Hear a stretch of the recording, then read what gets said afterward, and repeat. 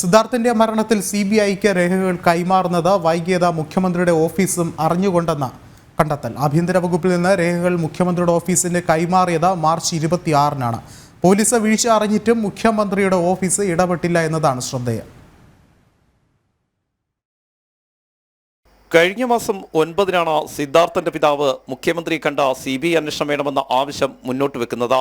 നിലവിലെ പോലീസ് അന്വേഷണത്തിൽ വിശ്വാസമില്ലെന്നും കേസ് CBIക്ക് കൈമാറണമെന്നുമായിരുന്നു ആവശ്യം. അന്ന് വൈകിട്ട് തന്നെ കേസ് CBIക്ക് കൈമാറി സർക്കാർ വിജ്ഞാപനം പുറത്തിറക്കി. പിന്നീടുള്ള നടപടിക്രമങ്ങൾ അനിശ്ചിതമായി നീണ്ടു.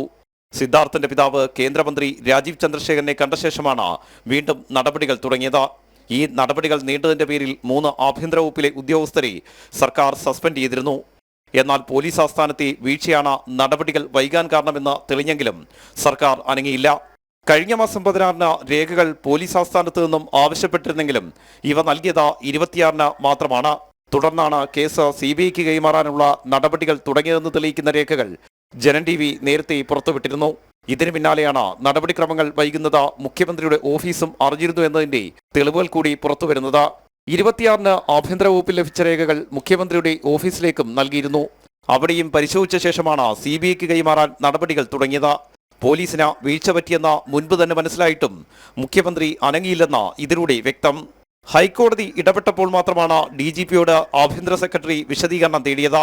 CBI അന്വേഷണം പരമാവധി വൈകിപ്പിച്ച് തെളിവുകൾ നശിപ്പിക്കാൻ സർക്കാർ ശ്രമിച്ചെന്ന ആരോപണം ശരിവെക്കുന്നതാണ് പുതിയ തെളിവുകൾ. ആർ രാജീവ്, ജനം, തിരുവനന്തപുരം.